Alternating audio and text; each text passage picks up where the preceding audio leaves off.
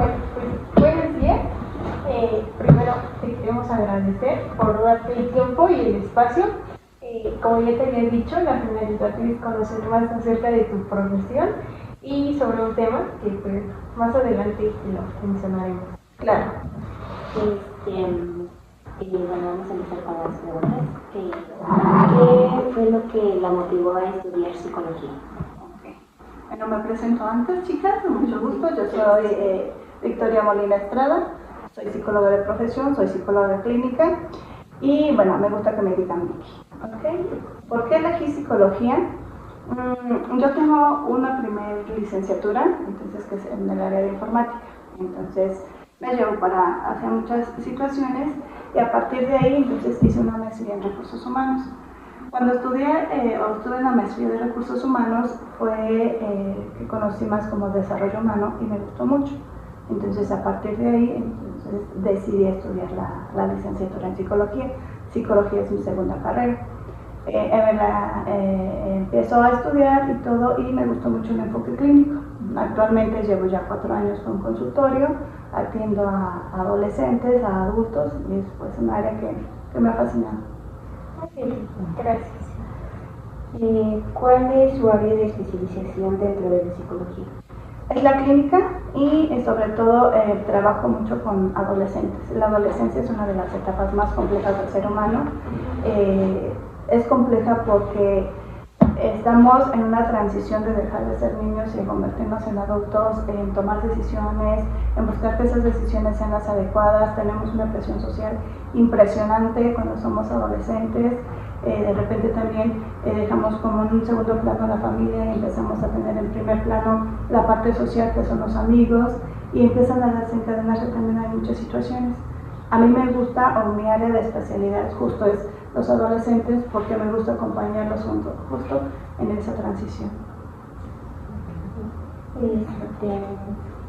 ¿Qué es lo que más le apasiona de su trabajo como psicóloga? Ser copartícipe en la evolución de los pacientes. Cuando de repente el enfoque con el que yo estoy en psicología es el cognitivo-conductual. Entonces ahí tenemos como las herramientas para poder identificar si realmente estamos apoyando al paciente o no.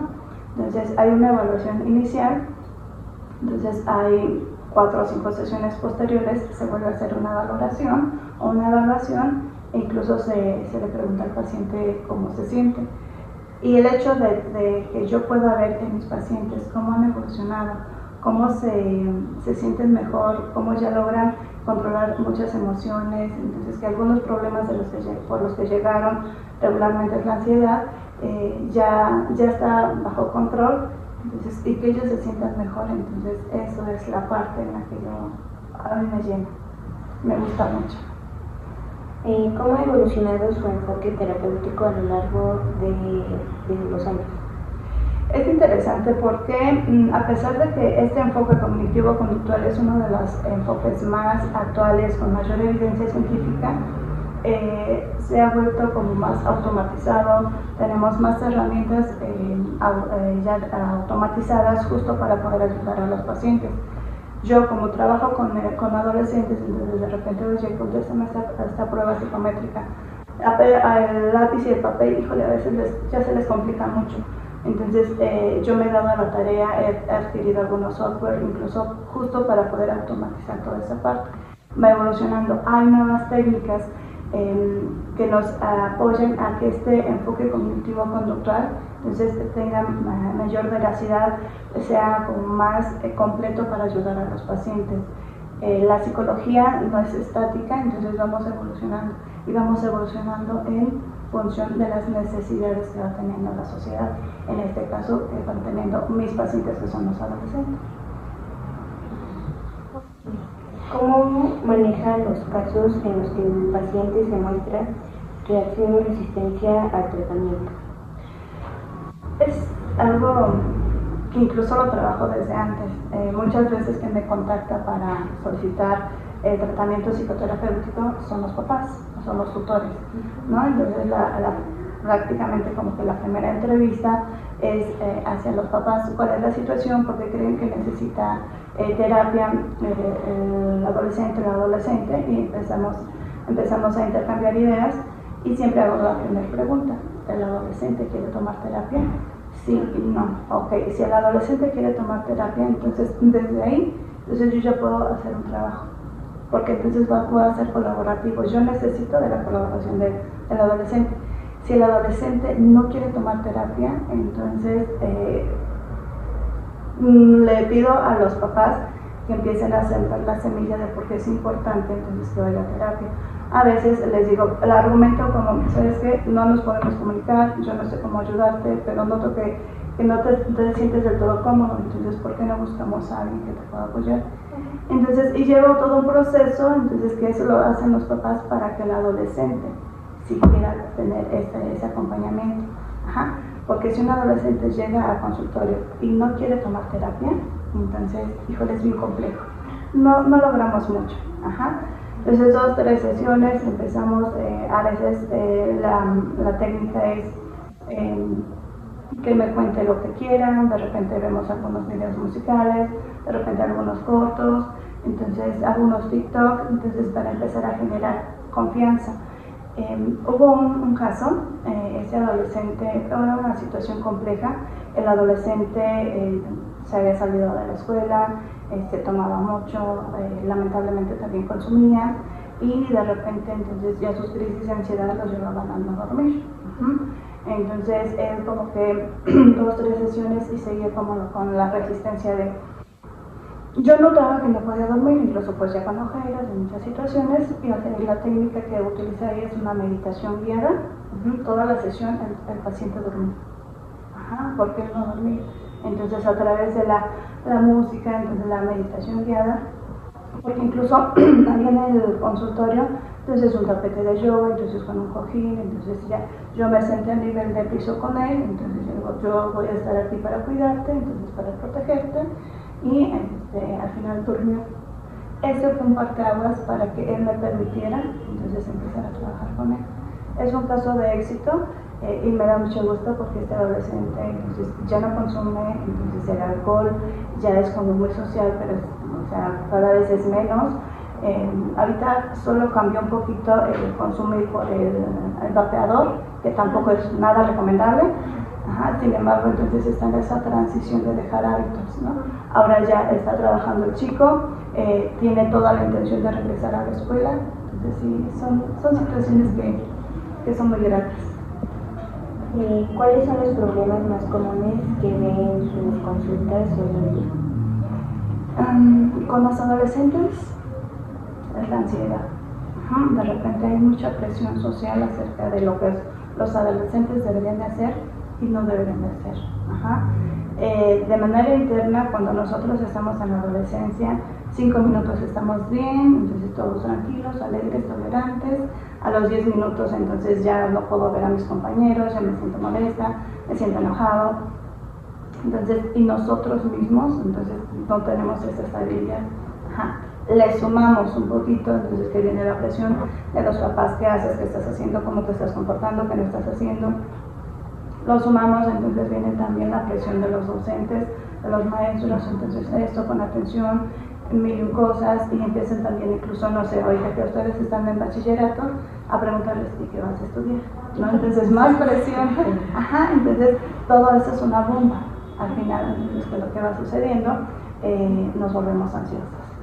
Y es una de las principales patologías que se presentan en el consultorio, acompañada de la depresión.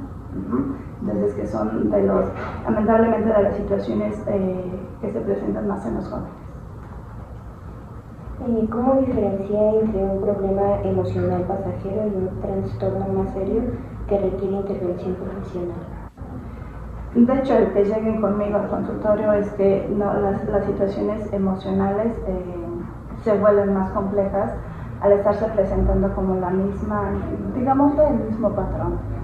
Entonces me preguntan, me cuestionan, yo reacciono mal, entonces no me sé comunicar, empiezo a aislarme, entonces y de repente Afortunadamente la salud mental ya tiene mucha más apertura, los jóvenes, los adolescentes saben que existe esta parte y muchas veces son ellos quienes lo solicitan. Ajá. Entonces de repente, ¿por qué lo solicitamos? Porque mis recursos ya no son suficientes.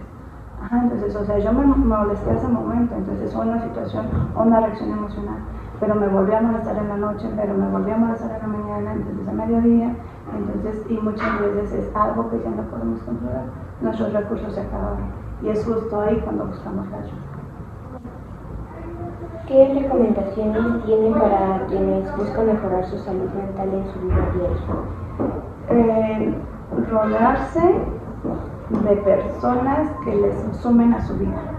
¿Qué sumar a su vida? Entonces, personas con las que ustedes se sientan a gusto, personas que les ayuden, personas que no los humillen, o más bien, de repente tenemos, cuando somos adolescentes, les decía que la parte social es muy importante, entonces empezamos a buscar afinidades, pero a veces por querer estar en un grupo, entonces hacemos cosas con las que no estamos de acuerdo. O sea, cosas como de, pues ve y hazle burla a tal compañero, o saben que nos vamos después de la clase o no vamos a entrar a clase, o empezamos a hacer cosas que son diferentes a lo que nosotros estamos acostumbrados a hacer. Entonces es eso, de repente hablen, de verdad que sus padres, los adultos que están a su alrededor necesitan información de ustedes. Entonces, de repente tengo los adolescentes, es que mis papás, o sea, todo el tiempo quieren saber dónde estoy, con quién estoy. Digo, claro, porque te quieren proteger, quieren saber. Digo, lamentablemente, y no solamente en nuestro país, sino mundialmente, entonces la situación está muy compleja. Entonces, si tú, para que tus papás estén tranquilos, ¿qué es lo que tienes que hacer? Pues avisarles dónde estoy. Entonces, solo darles la información, ellos están tranquilos, tú puedes estar conviviendo con tus compañeros. Entonces, al final es que tú también seas responsable de generar ese ambiente. En la adolescencia lo que se les va a pedir es comunicación. Entonces, pero de repente la comunicación que utilizan los adolescentes es el lenguaje no verbal. Los ojos, entonces las muecas, así de, no te escucho, me voy, me doy la vuelta, entonces estamos con el teléfono, entonces, y de repente los adultos alrededor, oye, hazme caso, te estoy escuchando, pero tenemos el teléfono acá, entonces ahí el canal de comunicación no existe. Los papás se desesperan, los adultos a nuestro alrededor se desesperan, entonces, y en vez de que lleguemos a una solución, en caso de que se requiriera, no, pues se complica más. Entonces, lo que necesitan los adultos a su alrededor es información. Entonces, y las cosas van a mejorar muchísimo. Gracias. ¿Qué consejo le daría a alguien que está considerando estudiar psicología? Que lo aprovechen al máximo. De repente, no, tengo flojera, no quiero entrar a esta clase, no quiero hacer este trabajo, no quiero hacerlo. La vida universitaria es muy bonita, soy docente universitaria también, entonces yo les digo a mis alumnos, la universidad es muy bonita, aprendan mucho, pero también diviértanse. Entonces no quiten el enfoque. O no pierdan el enfoque, su objetivo principal entonces es formarse profesionalmente, pero no quiere decir que no se pueda mezclar con la diversión, entonces va a ser muy importante. Aunado a eso, entonces que aprovechen todos, que aprovechen los cursos, que aprovechen todo lo que les pudiera dar la institución donde están estudiando, entonces si tienen oportunidad de hacer entrevistas, de ver entrevistas, de hacer entrevistas, lo que sea, entonces empezar a aventarse el ruedo, entonces es algo que la verdad recomiendo mucho. Bueno, pues vamos a continuar con el tema de prevención contra el suicidio, aprovechando que es el mes, y pues igual nos gustaría hacerte unas preguntas acerca de. Claro. ¿Sí? ¿Cuáles son los factores de riesgo más comunes para el suicidio? La presión. Cuando una persona está teniendo ideación suicida, está pensando, está sintiendo que ya la única opción que le queda es la muerte a sus problemas. Pueden ser problemas desde, no sé, en los adolescentes se presenta mucho la presión social, pero no de los padres, sino de los propios amigos, donde no encontramos como el grupo afín, de repente no encontramos esa identidad, no encontramos esa aceptación, empezamos a tener circunstancias. No es la única, es suma de factores. Y mientras va creciendo esa ansiedad, entonces de repente las personas van sintiendo que la única opción o la solución a muchos de los problemas es la muerte. ¿Qué tipo de terapia o tratamiento puede ayudar a prevenir el suicidio? Al final, el acompañamiento terapéutico que lo puede dar un psicólogo, que muchas veces también lo puede hacer un orientador en las escuelas, un médico psiquiatra, a veces también los médicos generales hacen esa contención emocional, pero al final el acompañamiento psicoterapéutico, entonces la psicología tiene varios enfoques clínicos, que es la Gestalt, que es la humanista, que es el psicoanálisis, que es el cognitivo-conductual. Entonces cualquiera de esos enfoques está preparado para dar acompañamiento a situaciones de esta índole. Yo estoy especializada en la cognitivo-conductual, entonces la premisa de este enfoque es que lo que pensamos lo sentimos y lo actuamos. Si yo pienso que a mí me sale todo mal, entonces a mí las cosas nadie me quiere, entonces muchas cosas, incluso lo somatizamos, empezamos a tener, a veces nos falta respiración, somatizamos en el pecho, a veces tenemos gastritis, colitis y todas las itis que tengamos, entonces a través de que estamos somatizando y nuestro comportamiento es, actuamos inseguros, entonces estamos intolerantes, empezamos a aislarnos y cada vez más. Yo con el enfoque que no trabajo es trabajar desde la primera, entonces ¿qué es lo que estoy pensando? Pues pienso de que nadie me quiere, y mi trabajo como psicoterapeuta es investigar e indagar entonces por qué piensa eso y comprobar si realmente existe o no existe. Muchas veces las ideas, las vamos generando nosotros mismos, muchas veces no son verdad, entonces es ahí donde yo hago mi trabajo. ¿Qué puedo hacer para cuidar mi propia salud mental y prevenir el riesgo de suicidio? No sean pasivos, hagan actividades, de repente estamos con las redes sociales es la mentira más grande que existe, porque las redes sociales, entonces de repente, pues hoy me siento de todo el día, entonces me arreglé 5 minutos, me siento bien y es la foto que subo.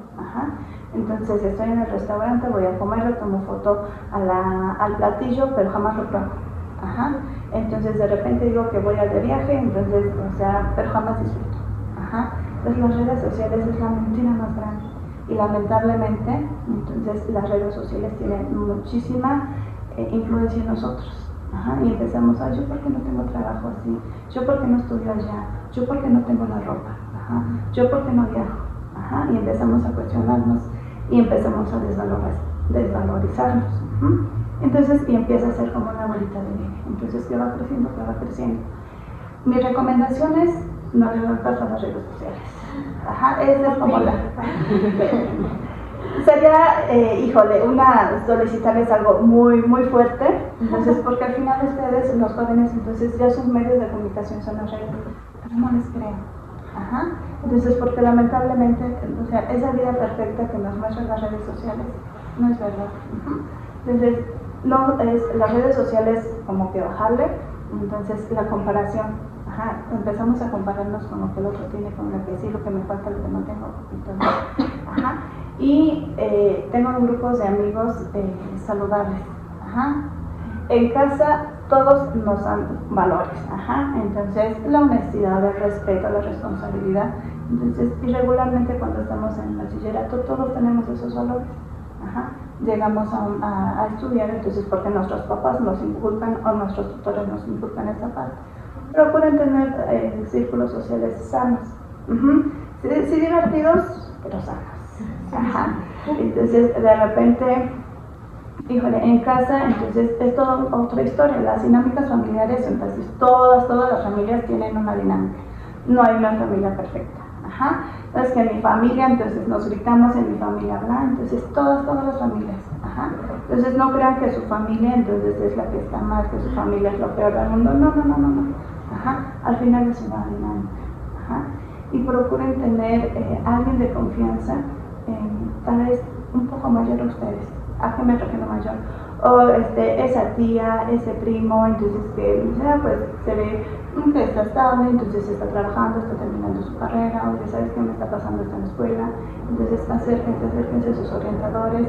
De repente acercarnos a papás cuando estamos adolescentes, híjole, es bien complejo, ¿verdad? No es tan sencillo, pero busquen entonces con quién ustedes puedan tener esa confianza de platicar y que alguien quien les esté ayudando a superar ciertas situaciones, sobre todo a bajar la ansiedad. Es algo muy importante. Sí. No, sí. ¿Cómo puede diferenciar entre señales normales de tristeza o estrés y una posible crisis suicida?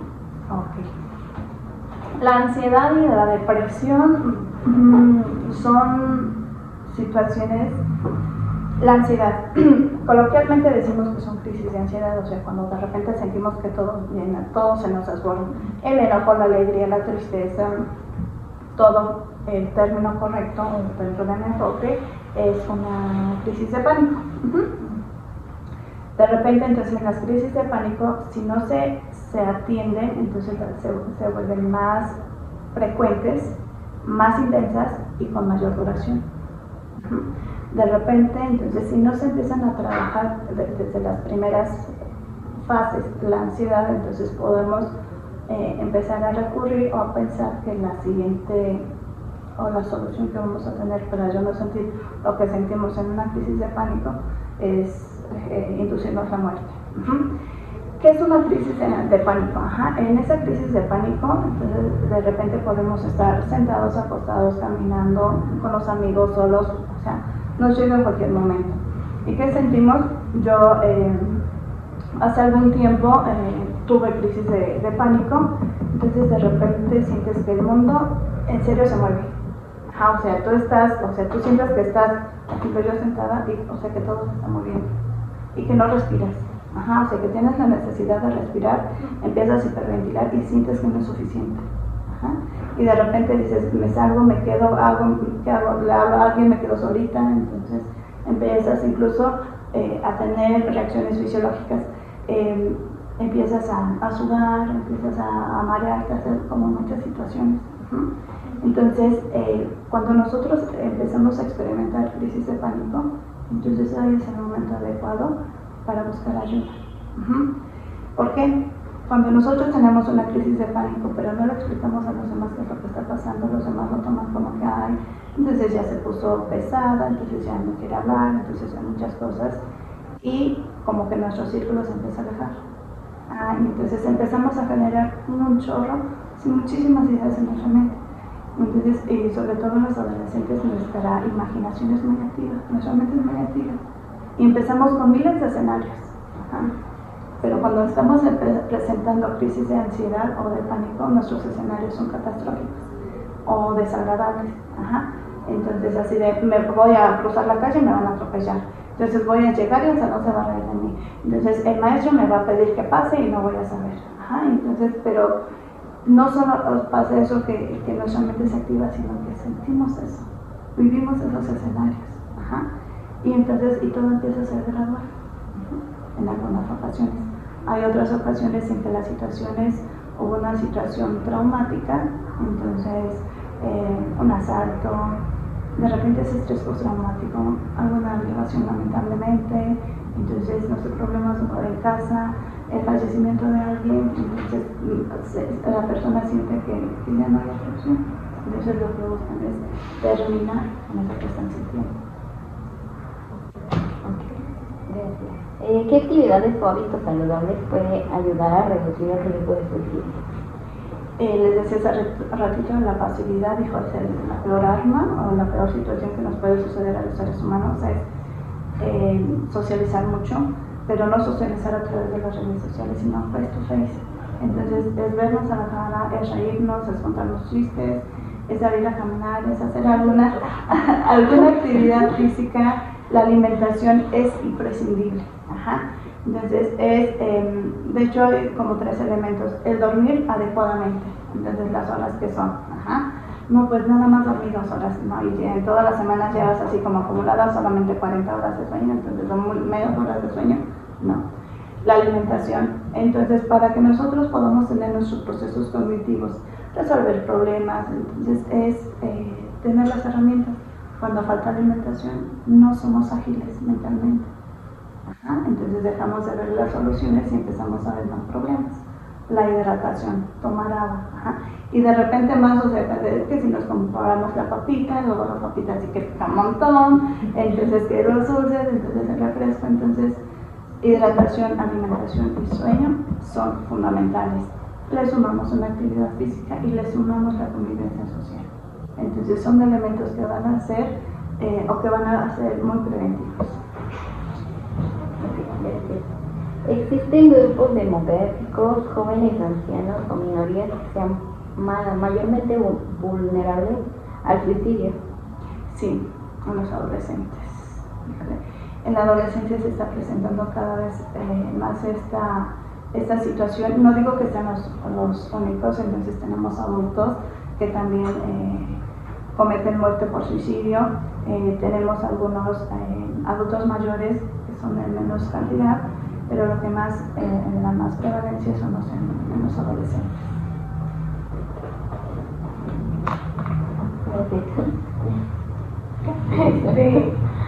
¿Cuáles serían las señales de advertencia que alguien intenta el suicidio? Hay un tabú donde dices que va a cometer suicidio, entonces empieza a avisar. A veces sí, no siempre es así. De repente Vicky Molina, entonces es alguien que es muy callada.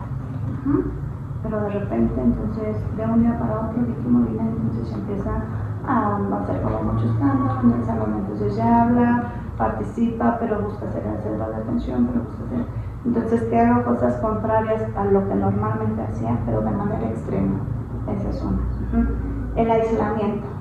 Entonces de repente, no sé si ustedes vayan a su grupo y de repente empiezan a observar a sus compañeros. ¿Quién está solito? Y no quiere decir que ya tenga una intención o ideación suicida, no, pero entonces son los primeros pasos. El aislamiento.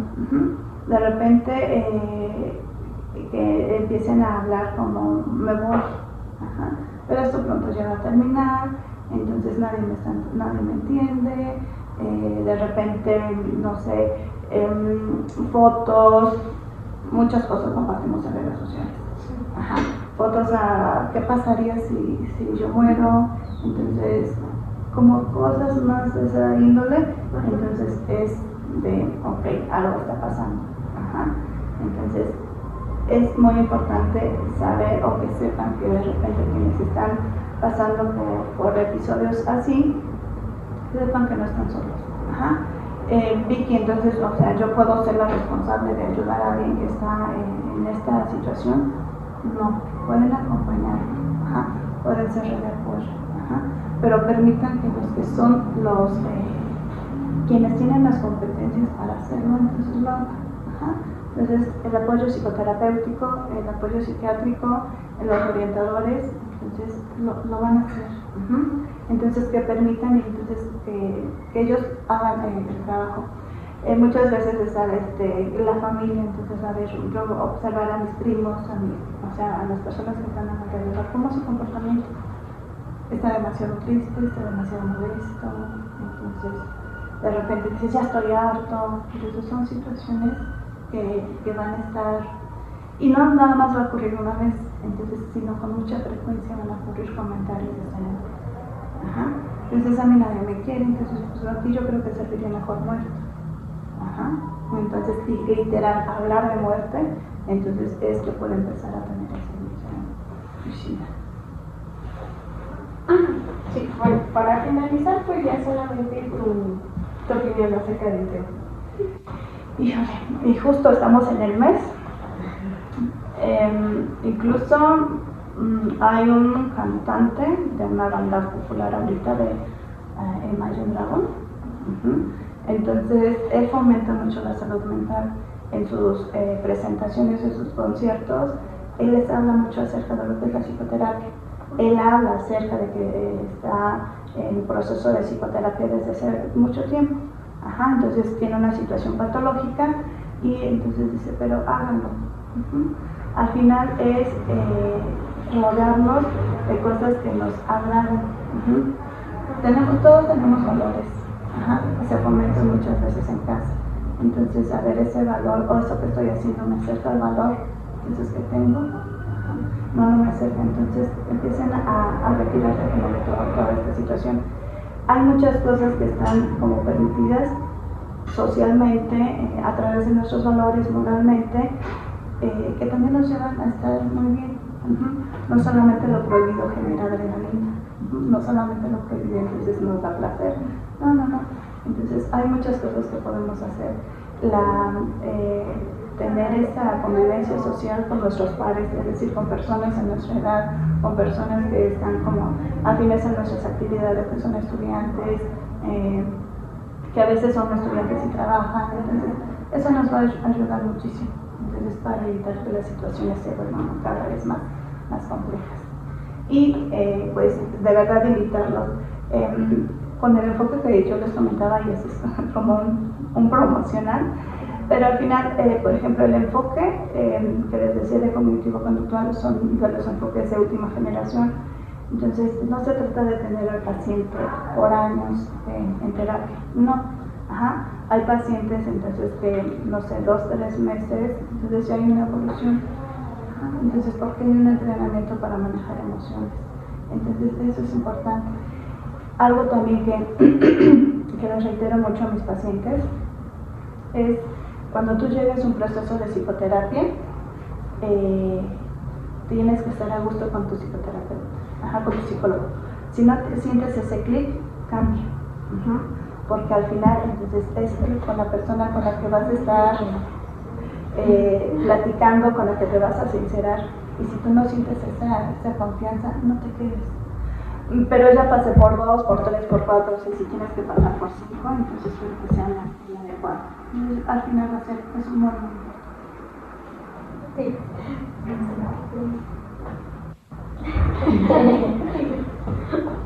Ok, pues bueno, creo que terminamos la entrevista, chicas, es un gusto, entonces ojalá que lo que tengan planeado con todo eso, con esta información, entonces les ayude, compártanla con sus compañeros, que de repente ahorita es así donde, ¿y qué hago? ¿Qué pienso? ¿Qué digo?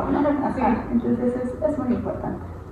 Muchas gracias. Con todo gusto. Con gusto. Entonces, y si quieren más entrevistas, adelante. Muchas gracias.